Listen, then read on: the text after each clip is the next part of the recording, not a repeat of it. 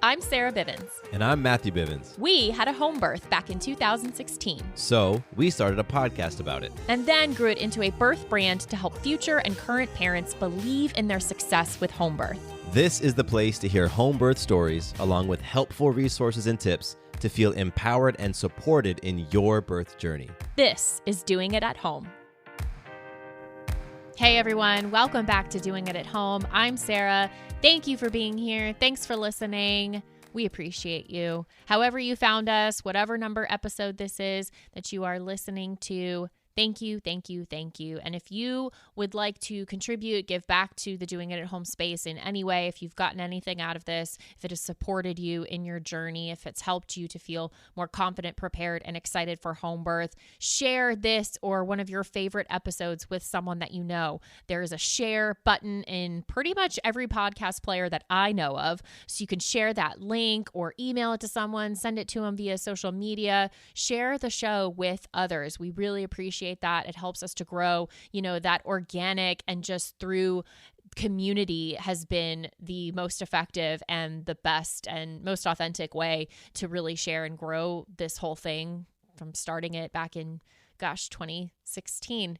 And here we are. So we really appreciate that. If you got anything out of the show, please just pay it forward and share an episode or share the link to our website or share our resources or drop a review. You know, there's so many things that you can do. You can make a difference. You know, you can make a shift. You can help us grow. You can help us extend the reach of this goal and this mission that we have here and add to the energy. So thank you. Thank you for your energy. Thank you for your time.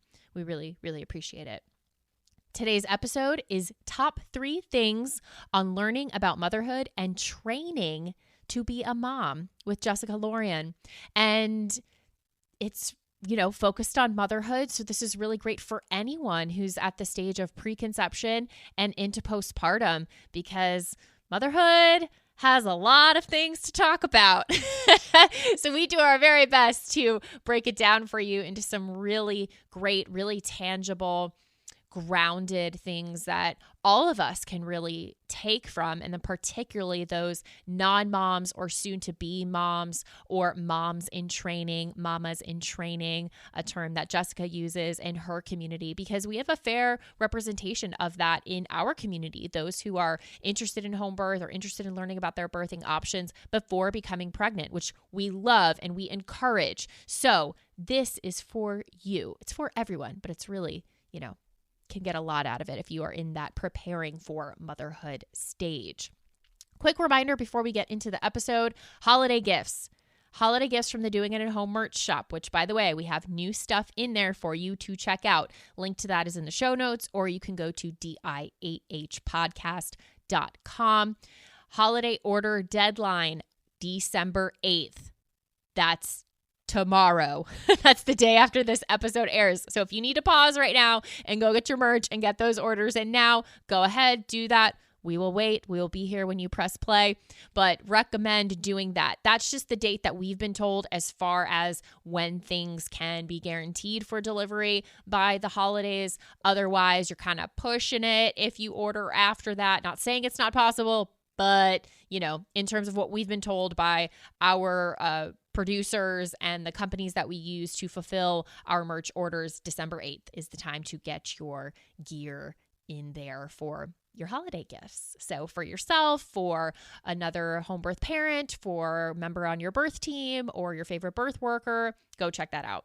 As well as our book titled Doing It at Home, available on Amazon in paperback and digital ebook format. You can get the links to both of those things in the show notes, like I said. Okay, a couple things that we talk about in today's episode with Jessica. We talk about training to be a mom and that concept and what it means. We talk about advocacy. We talk about preparation and planning. We talk about letting go of expectations. We talk about the importance of community and the importance of studying motherhood, something that Jessica has some reps in. She has some experience in, and her whole, everything that she's created, which we talk about in in the conversation, we talk about in the episode, Mamas in Training, her podcast, her community was really inspired by her own journey in which an autoimmune disease delayed her own journey into motherhood. And so she decided to learn everything that she could about motherhood. And she brings her audience along for the ride. And they are also mamas in training. And it's really beautiful what she's created. And she is using her voice and her own desire to connect with women, to share the lessons that she has learned along the way, and to grow and create community. And again, emphasizing that importance of studying motherhood. And I can't forget to mention here that Jessica interviewed us on her podcast. So you need to go check that out. It's dropping this week, the same as ours here on Doing It at Home. And I will provide a link to Jessica's podcast in the show notes. So go listen to the Mamas in Training podcast to check out our interview there with her. Okay, quick word from our sponsor, and then you'll hear our conversation with Jessica. Our friends at Seven Starling have an all-in-one support system to guide you from pregnancy and through postpartum, providing education and community, which from our perspective are essentials in this journey. When you sign up, you get matched with a dedicated doula and a hand-picked small group with similar due dates to yours. You meet virtually every other week to learn about everything from pregnancy symptoms to childbirth education, newborn care, feeding, sleeping, and more. You can also text and connect with your expert at any time outside of the scheduled calls. You can join Seven Starling as early as 8 weeks and continue through 1 year plus postpartum. All of this for just $37 a month and with the option to cancel at any time. When you use the code DIAH15, you'll receive 15% off your entire duration of your membership. That means you'll receive all of this support and education for less than what the average person spends on coffee in a month. This would be a no-brainer for us when we were pregnant 5.5 years ago. We're so happy to see that this exists now. So go to sevenstarling.com and use the code DIAH for 15% off. Hey, Jess, welcome to Doing It at Home. How are you? Hey, I'm so good. I'm just really, truly, honestly, from the bottom of my heart, I'm really happy to be here. I've been listening and been a huge fan of both of you for a very, very long time. So being able to speak with you today is a joy. Aw, thank you so much. Yeah. That means a lot to both of us. Received that. And we're Of just so course. happy to have you on the podcast.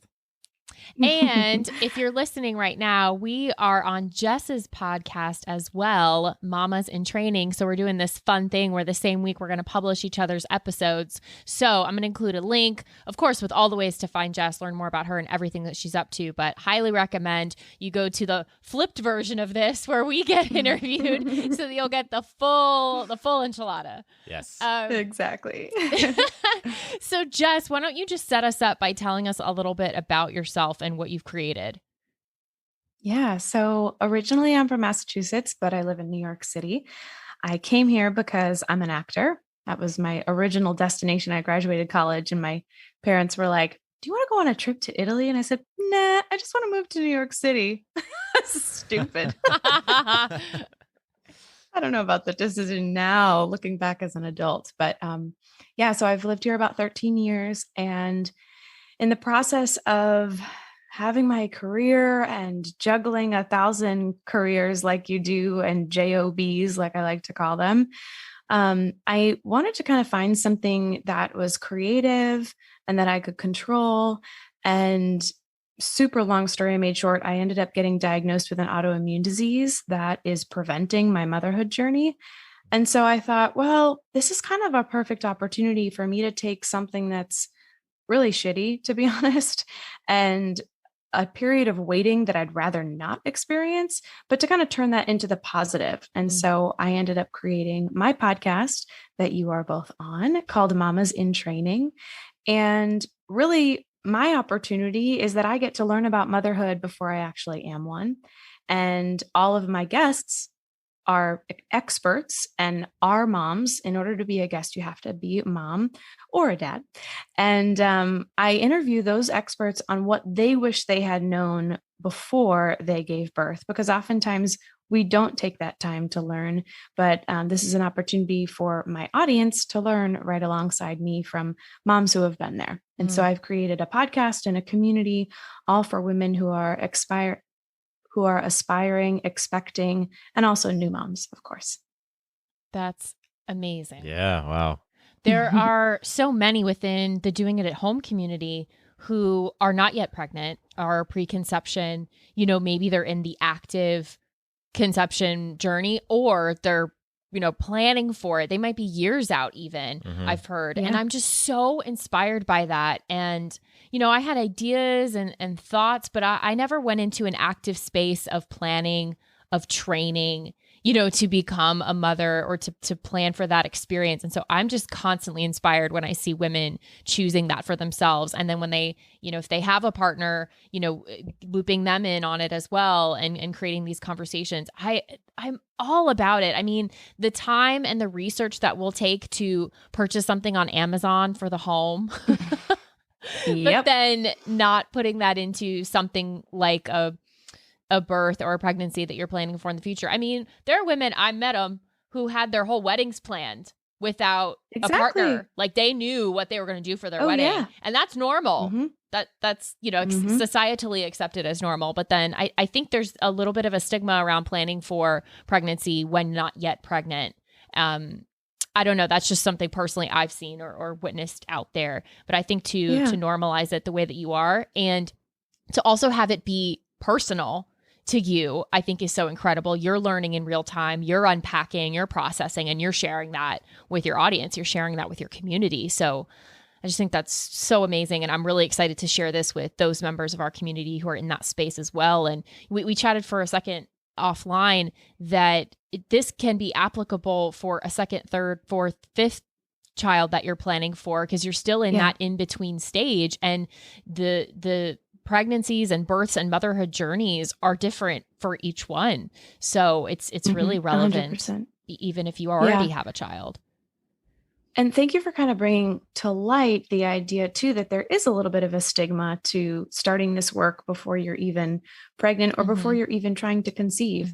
I actually, side note, I won't say the name of the app because I don't want to get anyone in trouble, but there's a new app that recently came out and it's all about pregnancy and birth. And I really wanted to join it because another vehicle from which I can learn. And I went to join, and I will now say that they've updated their sign-in process, but I went to join and there was no space for me because you had to select trying to conceive or how far along you were, or whether you already had a baby. And I am physically, medically not allowed to even try to conceive yet. And there wasn't a space for me. And so I do think that there's a little bit of shame, misconception. When I talk about what I'm doing, people naturally always are like, wait, but you're not a mom? Why? Why would you do that? It's like, well, I mean, we study and we plan and we research the colleges we want to go to before we get there.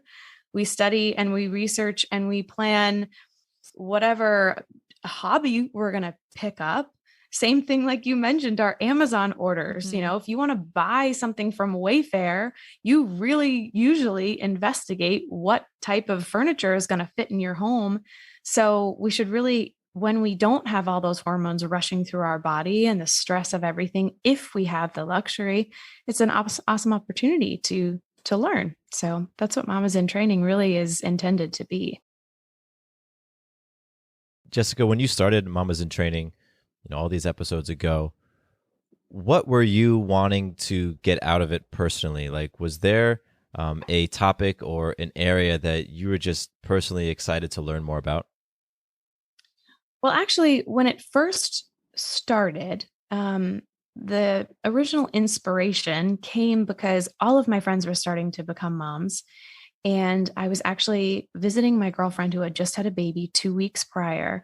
And she was talking to me about how she was really feeling isolated when she had to pump and breastfeed. And, she had to kind of go in the second bedroom at her in-laws and all this stuff.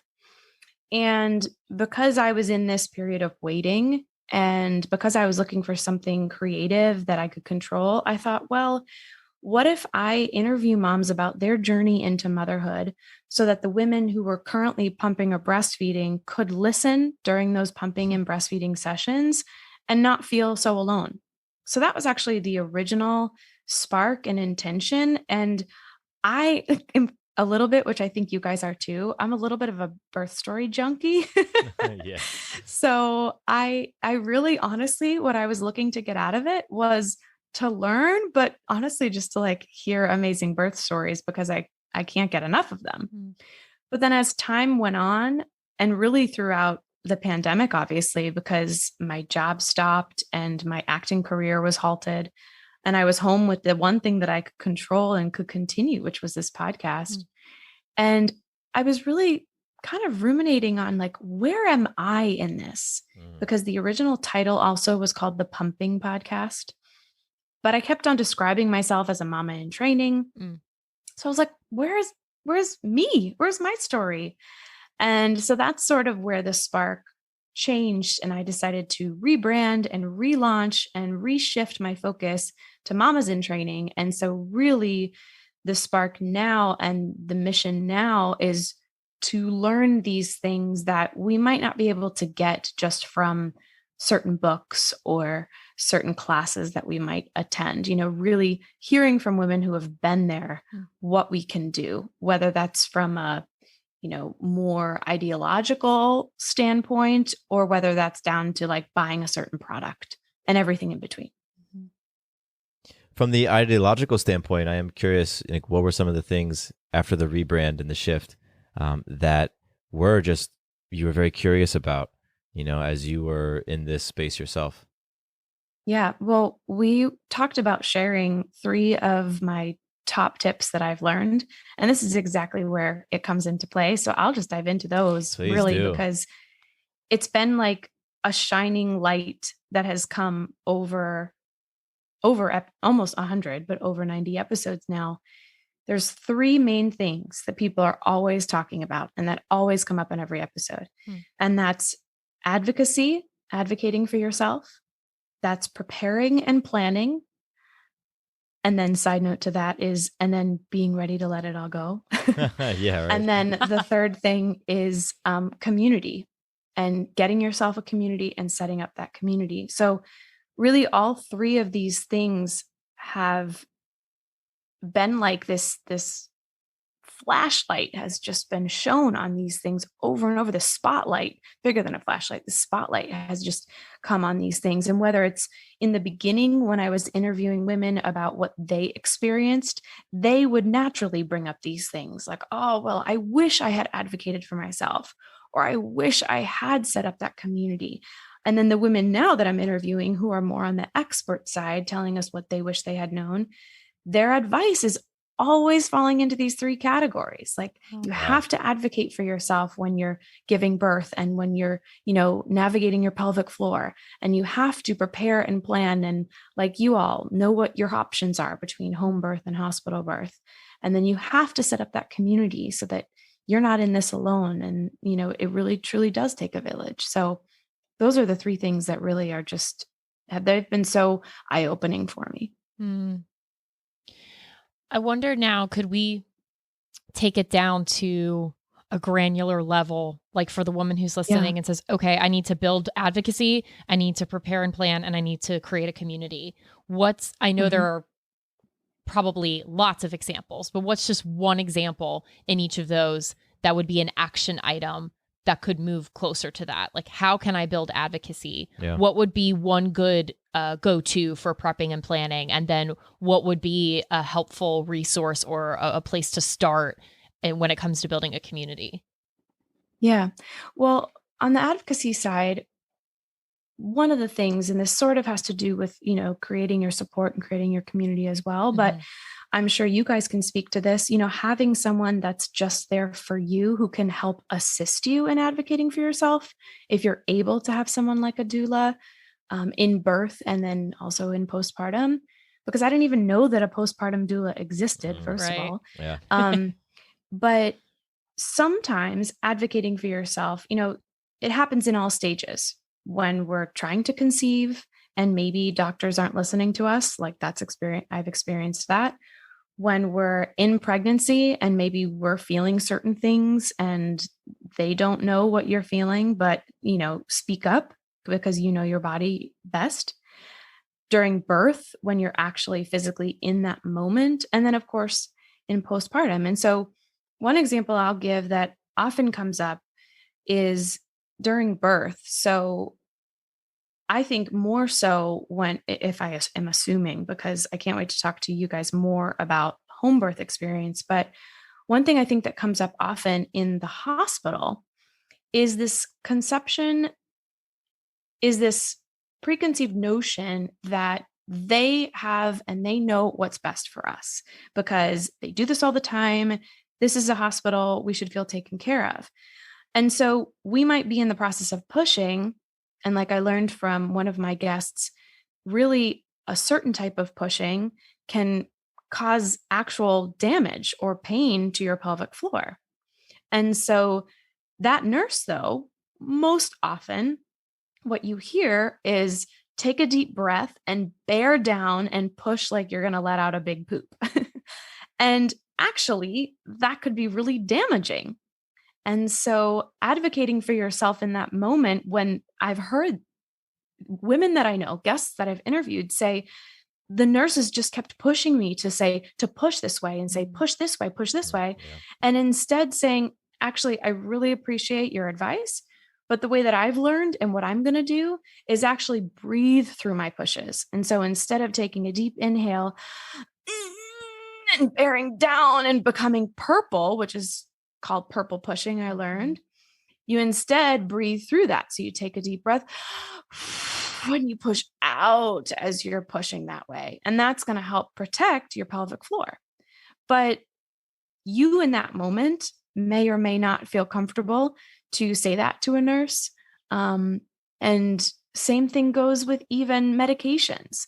Certain medications that, whether you want to have Pitocin or whether you want to have an induction, knowing what you have the right to say or not say, or advocate for yourself or not advocate for yourself, I think is important. So as far as advocacy, that's just one little blip of what I would say. I love that. Advocacy comes up a lot in our interviews as well when we hear birth stories, advocating for yourself. And you mentioned having somebody there who can do it for you if you can't do it in that moment, because while mama's pushing, that she might not be in that frame of mind to say what she needs, but to have the doula or to have a partner or somebody to advocate, we're right there with you. That's such an important part of getting prepared for the experience. Yeah. And then the second area, which is preparing and planning, the way that I like to kind of explain it is, this is at least how I feel, I'm kind of drinking from the fire hose. So like in all of these interviews and in all of this research that I'm doing, I'm learning about so many different things, so I'm learning about home birth and I'm learning about hospital birth and I'm learning about formula and I'm learning about breastfeeding.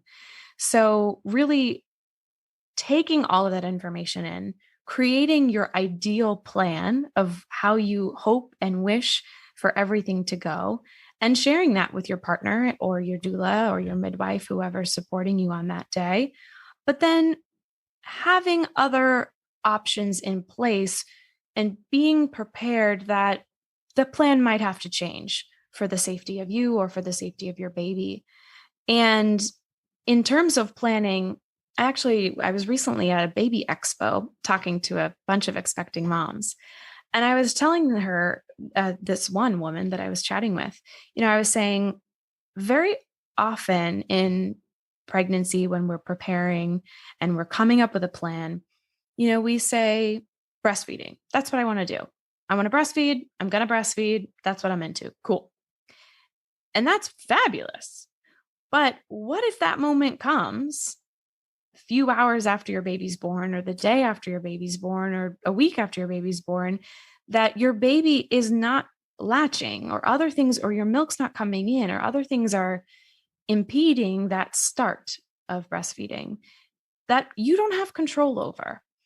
In the moment there, now you're postpartum, you're really, in a stressful experience and you have a lot of hormones rushing through your body. The last thing that you want to do is go pick out a formula that you feel okay with, or if you are the type of person that wouldn't be okay with just taking whatever the doctor or hospital would recommend, then the best thing I've heard in this process of planning and preparing is, even if you're preparing to breastfeed, go ahead and do the research when you're pregnant now and pick out a formula that you are okay with, that you feel comfortable with, and buy it and have it at the hospital with you in your hospital bag, so that just in case something doesn't go as your plan expected, you have that already approved, mama, dad, papa approved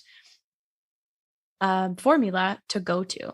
So that's kind of a real life example of how this plan that you can, set up could adjust, and how to prepare if that does take a different turn. And then hopefully you can just return that formula and get your money back. Well, I love that. It can create peace of mind to have backup plans. Hey, this is what where we want to go, and then this is plan B and plan C, and so on and so forth. And I think that is a big part of effective planning, is thinking through different scenarios and thinking about what you will do in those scenarios. So yeah, I love what you shared. Yeah. And I think sometimes plan B can have sort of a negative connotation, but it's not necessarily a plan B. It's just setting yourself up for success, if certain things go different ways. And then the last thing that I touched on, community. I mean, community can come in so many different forms. And naturally, the common things that we sort of think of are like, who's going to be in the birthing room? And then like, are we going to set up a meal train?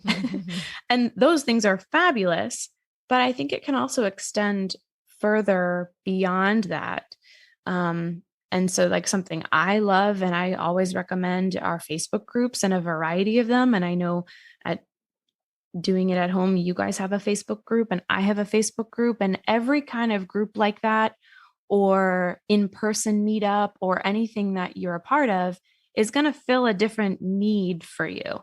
And every group is unique. So I think getting into those even before you're pregnant, if they let you into some of those groups, and especially when you are pregnant, getting that support beforehand is really key, because the other aspect of it is having some people who are a little bit removed from you and your situation, like, not your immediate family and not your partner, and not your immediate friends even, can help shine a light and give you a sense of community that those who are closest to you, I don't think, can really provide in the same way.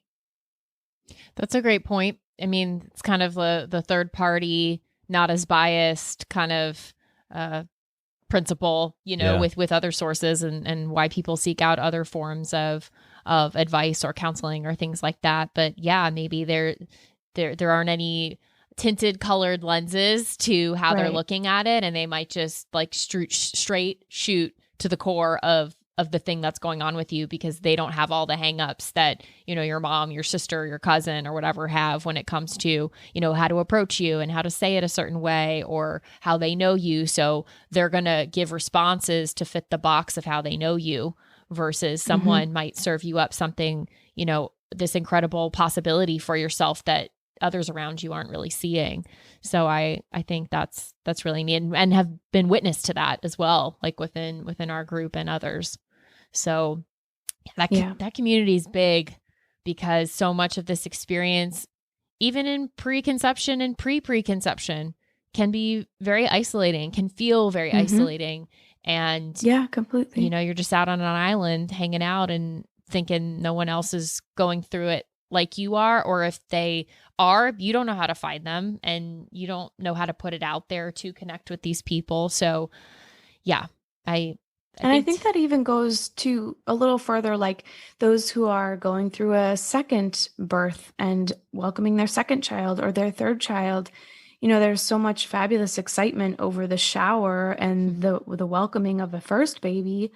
But oftentimes I hear that women are like, wait a minute, what about my second? What about my third? They kind of feel like they're not getting the same support that they did, and the excitement isn't there as much from immediate friends and family. And you might not, in that second or third experience, get the phone calls and get the Yeah. offer of support that you did initially, when really this is probably even when you need it more. Mhm. But if you're reaching out to those other communities, then they might not even know that you had a first, and so they're going to be celebrating you just as much as it was your first. So that's kind of an interesting thing too, who people who are going through a second or third or fourth. Yeah. Mhm.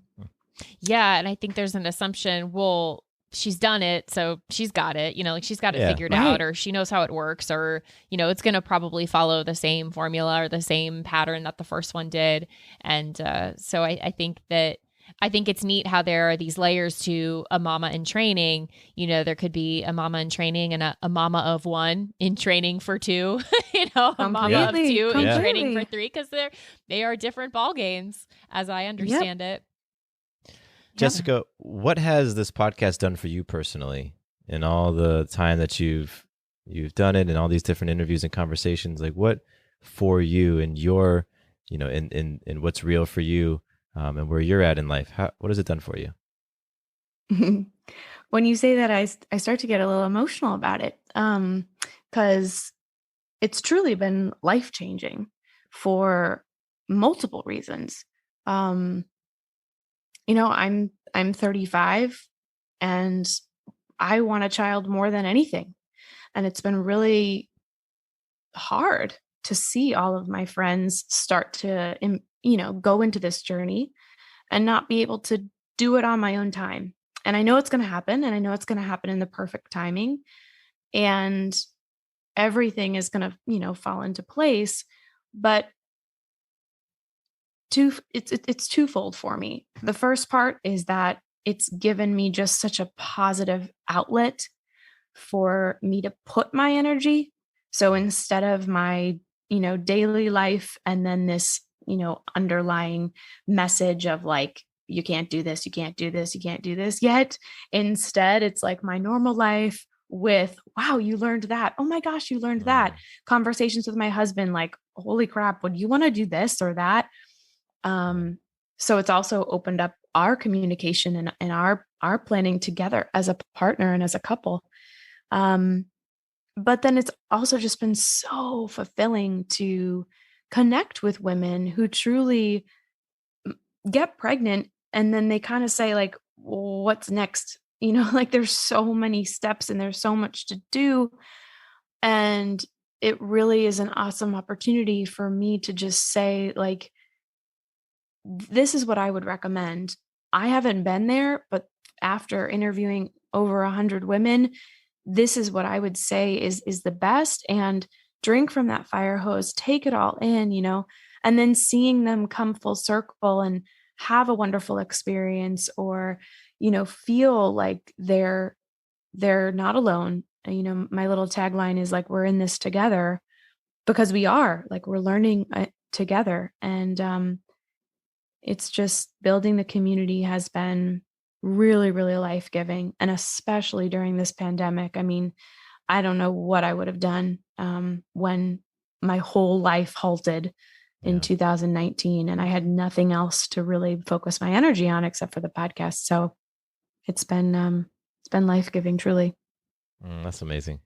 And I just know it's benefiting so many and will continue to do so. And, I love this crossover that we're doing and the sharing of space, and can send our mamas in training from our community over to you to learn more from you and your process and your experts. And could you share with us, just as we wrap up, a couple of ways that people can connect with you, learn more about you and mamas in training, and then anything you might have going on in the community? Yeah, absolutely. So basically, you can just find the podcast and me at Mamas in Training everywhere, mamasintraining.com. The Facebook community is Mamas in Training. And on Instagram, it's Mamas in Training Pod, POD. And all of my DMs are open. All of my contact information comes right to me. So I would love to connect and support anybody that's out there. And what I've recently launched and created that I'm really, really excited about and proud about, and what's filling me up more than anything, is this monthly community that I've created. And so at the last Monday of every month, we have a meeting tonight. I'm excited. We meet on Zoom, and basically it's a community of aspiring, so women who are just trying to conceive. And, that actually even includes some women who've experienced loss. And so they're getting support in that way as well, along with expecting moms, and then postpartum moms of newborns, and also seasoned moms who have multiples. And so we get together monthly and we share where we're at and how we can support each other. And then I also bring on podcast guests, and we have conversations, and it's a space where they can talk and ask questions to the podcast guests one-on-one about what they might be going through. And so it's just a nice way to sort of make this, ethereal thing that you might be listening to in your ears, really, in real life, and connect in a deeper way. So if anyone would like to join that, you can find that at mamasintraining.com/premium. But I would love to invite anybody listening to a free session. So you can just send me a DM or message me and say that you heard the podcast, and I'd love to send you the link to just have you come and try it out for free. Oh, that's wonderful. That's so Thank cool. you for that. Wow. Yeah, of course. Oh, Jess, I really appreciate this connection. I really appreciate this space that we've created here for this open conversation, supporting others, that advocacy, preparing and planning, and community. And it starts with conversations like this, that can really jumpstart any and all three of those to really create a powerful mama in training journey. So thank you for taking the helm of that. Really appreciate you. Yeah, thank you.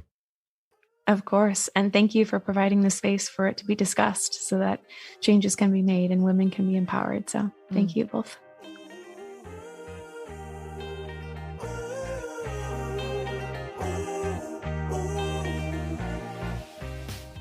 Quick note about the Doing It at Home podcast.